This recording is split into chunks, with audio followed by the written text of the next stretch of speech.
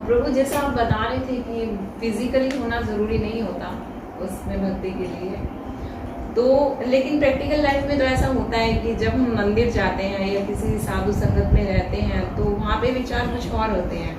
But जब घर आते हैं तो प्रभु कुछ ना कुछ तो नेगेटिव ही जाते हैं, पॉजिटिव मतलब वो चीज़ नहीं रहती है जो फिर वहाँ रहता है। तो फिर उसके लिए ये लगता है कि ऐसा ही माहौल रहे, ऐसा ही एसोसिएशन मिलता रहे तो हम ज्यादा आगे बढ़ सकते हैं बजाय कि घर के। तो फिर ये कैसे हो सकता है? होता क्या, देखिए मैंने जो डेफिनेशन बताई थी, मैंने क्या बताई थी कि ना जहां पर आपका हृदय परिवर्तित हो जाए, हो सकता है संगति मतलब प्रॉक्सिमिटी में, हो सकता है प्रॉक्सिमिटी ना भी, इवन अगर आप क्लोज प्रॉक्सिमिटी में है, अगर आपका हृदय बदल रहा है तो वो संगत है। एक्चुअली मंदिर जाने का प्राइम पर्पस यही होता है, साधु संग, हरि भक्तों का संग। अभी हमारे सनातन धर्म के जितने मंदिर हैं ये सब क्या है, वही है, लाइन बेस्ड है। आप क्यों बनाइए, दर्शन होंगे, जय हो जय हो जय हो, फटाफट 10 करोड़, जय हो जय हो, तेरा तुझको अर्पण। आज दुनिया में 99.99% मंदिर ही हैं, लेकिन एक्चुअली मंदिरों का पर्पस दर्शन होना was not the primary reason. ये भी हुआ करता था कि आप भगवान के दर्शन करें, लेकिन इससे भी इंपॉर्टेंट फंक्शन जो मंदिरों का था, जो क्या मंदिर नहीं कर रहे, वो है हरि कथाएं होना, हरि भक्तों का संग होना। लोग आके डाउट्स पूछते थे, भगवान के बारे में पूछते थे, पर आज मंदिर में होता है। आज ज्यादातर मंदिर में क्या होता है, पृथ्वी तत्व लेकर के भाई साहब बैठे होते हैं, टीका लगाएंगे, और बेटा जी ठीक हो, पापा ठीक हैं, मम्मी ठीक है, लाओ अपनी बूंदी लाओ, लाओ लो हनुमान खा लो इसको, तुम खाओ ना खाओ, हम तो जरूर खाएंगे। जय हनुमान ज्ञान गुण सागर, जय। आज मंदिर ही होगा जैसे, लेकिन ये मंदिरों का पर्पस नहीं था। मंदिरों का पर्पस नो डाउट भगवान को भोग लगाना है, दर्शन करना है, लेकिन इससे ज्यादा जरूरी था वहां पर हरि कथाएं हुआ करती थी। पीपल वुड कम सिट, भगवान के बारे में सुना करते थे, डाउट्स पूछा करते थे, और जितने डाउट्स क्लियर होते हैं उतनी श्रद्धा खिलती है। आजकल देखो यंगस्टर्स क्यों भक्ति में नहीं आ रहे, यंगस्टर्स इसलिए भक्ति में नहीं आ रहे बिकॉज वो उनकोशिश होते हैं, और माता पिता से पूछते हैं, माता पिता कहते हैं श्रद्धा रखा करो, सवाल पूछते रहते हो बदतमीज। तो माता पिता जवाब देते हैं, ये बच्चे को कहते हैं अरे छोड़ यार, ये सब अंधविश्वास और ये सब सेंटिमेंटलिज्म है, इट्स ऑल माइथोलॉजी यार, come on live life man, be happy, cool, chill out. तो क्योंकि उनके सवालों के जवाब मिलते नहीं, इसलिए आज हम यंगस्टर्स को भक्ति में लगता हुआ नहीं देखते, क्योंकि यंगस्टर्स से बहुत सवाल होते हैं, बहुत सवाल होते हैं। अब अगर मेरा पर्सनल एक्सपीरियंस है, मैं एक इंजीनियरिंग कॉलेज में गया था, और उन्होंने सोचा था पंडित आया भैया आज, आप पंडित को धोना है आज, तो सबके सब बैठे ही इसी मूड से थे, इसका सेशन हम चलने ही नहीं देंगे।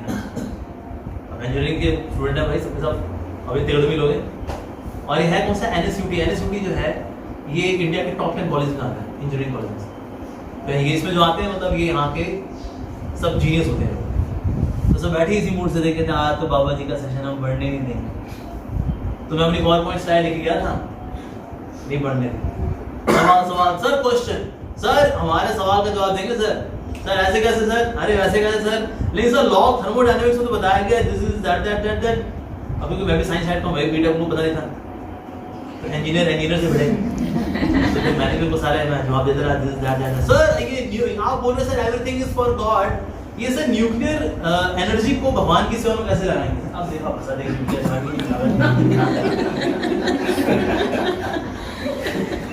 तो मैं उनको जवाब देता रहा कि मैंने nuclear energy can also be used to run dynamos, dynamo से इलेक्ट्रिसिटी जनरेट होगी, वो आप मंदिर में दो, गिरजाघर में दो, तो पहला दिन, दूसरा दिन, तीसरा दिन, चौथा दिन, 4 दिन हो गए मेरी पावरपॉइंट स्लाइड अटक गई। 4 दिन 2-2 घंटे ये सवाल करेंगे, एक सवाल, अरे बाबा यार, बाबा चुप नहीं हो रहा यार, बाबे को चुप कराओ यार, लेकिन करते करते 4 दिन बीत गए। लेकिन 4 दिन के बाद 5वें दिन जो था, 5वें दिन जो है तब मैं दिल जीत पाया 4 दिन के बाद। फिर आगे बोले, कहते प्रभु जी इन आपको ना कुछ गलत आते लगे हुई हैं।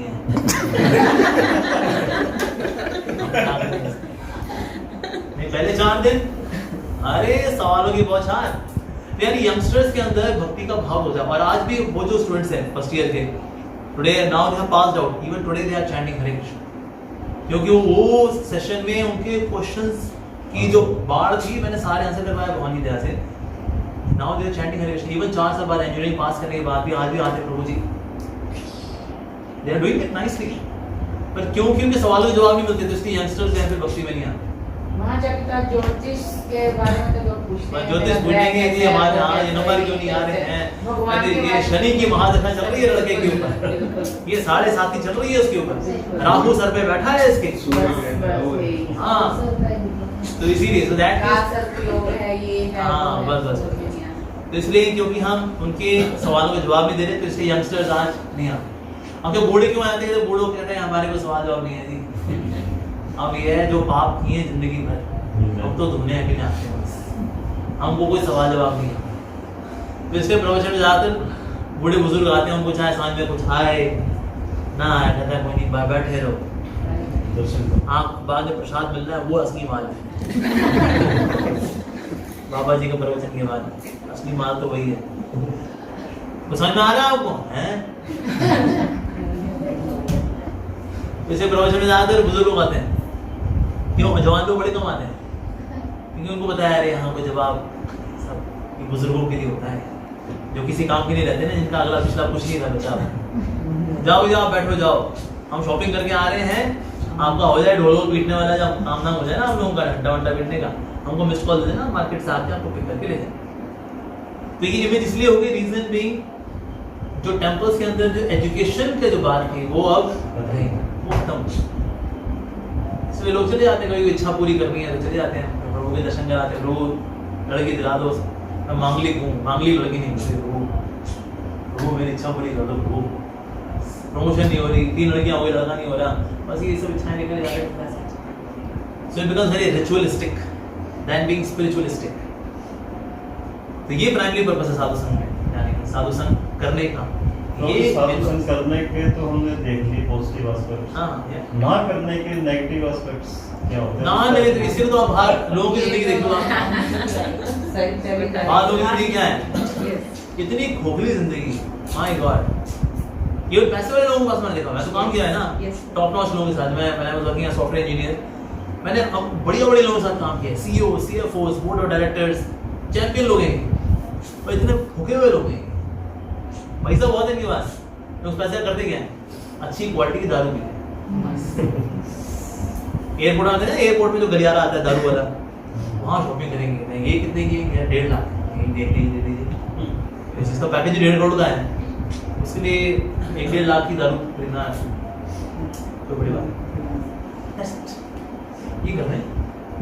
तो इसीलिए ऐसे लोग जो कि भक्ति नहीं कर रहे होते, स्पिरिचुअलिटी में नहीं आते, वो कर क्या रहे, वही काम कर रहे हैं। अच्छे अच्छे घरों की लड़कियों को जानता हूँ, ड्रग्स लेती हूँ, मेरे ऑफिस में लड़कियां ड्रग्स लेती थी, गर्भवती हो, मैं ड्रग्स निकलेगा तेरे अंदर से, वो आप जो भी निकले सिस्टम मत कर, कमाती बढ़िया कमाती है, उसका पैकेज है 80 लाख का पैकेज है उसका। तो इसीलिए अगर कोई भक्ति नहीं कर रहा, भले ही वो पैसे वाला हो, उसकी जिंदगी तो खोखली ही है। उस खोखलेपन को दूर करने के लिए वो थोड़ा अच्छी क्वालिटी का नशा कर लेता है। पैसे लोग भले बोले हमें झंडे गाड़ने हैं दुनिया में, हम भी कुछ कर दिखाएंगे, पैसे लोग झंडे गाड़ने और करते क्या है, उसी झंडे के नीचे बैठ के दारू पी रहे ऐसे ये तो जिंदगी होगी। मैंने देखा, मैंने तो खुद देखा, ये तो मेरी थ्योरेटिकल बात है ही। I have worked with such people, मैं तो इन लोगों के साथ काम किया, मैंने एकदम टल्लू लोग हैं, चाहे देसी हो चाहे विदेशी हो, दोनों का सेम हाल है। तो इसीलिए बिना भक्ति के तो खोखला जीवन ही रहेगा। भले को सोचे रही हमारे पास भक्ति का टाइम नहीं है, हमें वहां पहुंचना है, यस कर दिखाओगे तुम। अच्छा जो लोग वहां पहुंच गए उनका हाथ तो देख लो एक बार, जो लोग वहां पहले पहुंचे हुए हैं, बैठे हुए हैं, उनके हाल क्या है, बड़े खुश हैं, बिल्कुल खुश नहीं। उनकी बातें चीप बातें, गंदी बातें, अहंकार से भरी हुई बातें, माय गॉड। और लड़कियों को ऊपर जाने के लिए क्या क्या करना पड़ता है इन लोगों के सामने, मुझे पता है। खोखला जीवन है। कोई सोचे साधु संग के बिना क्या होता है, ये इनका जीवन देख लो आप, कुछ नहीं है इनकी जीवन। जिस कंपनी में काम करते, मेरी जो लास्ट ऑर्गेनाइजेशन थी, उसमें जो पूरा हमारा कंट्री हेड था, वो कंट्री हेड जो आया करता था मेरे डेस्क, उसको बताता था हरे कृष्णा वाला, excuse me can you come to my cabin, yes sir, sure sir, बिल्कुल सर। फिर केवल मेरे साथ 15-20 मिनट ये सब बातें करता था वो, लाइफ, ये पर्पस, एंजाइटी, स्ट्रेस, ये वो, भगवान, सोल, ये सब चर्चा करता था मेरे साथ। फिर ये सब करेंगे ना भी, क्योंकि उसकी भी प्यास है, उसकी भी प्यास है। कंट्री हेड मतलब मैं मेरे बॉस के बॉस का बॉस का बॉस का बॉस बॉस बॉस बॉस मेरा बॉस मेरी इसलिए इज्जत करता था, कहता भाई तू सीधे उसके केवल में घुसता है, लेकिन क्योंकि वो भी खोखला है, जो कंट्री हेड है वो भी तो खोखला आदमी है ना, पैसा जो है उसको और क्या है। जैसे कहावत है ना, some people are so poor and all they have is just money। कुछ लोग इतने गरीब होते हैं, इतने गरीब होते हैं उनके पास एक ही चीज है, पैसा। बहुत गरीब आदमी है। तो ज्यादातर दुनिया जो है ऐसे गरीबों से भरी हुई है, तो इसलिए बिना भक्ति के तो ये जीवन खोखला ही रहेगा। जो लोग सक्सेसफुल भी हैं उनका जीवन देख लो आप, सिवाय शो ऑफ के, अहंकार के, ईगो के,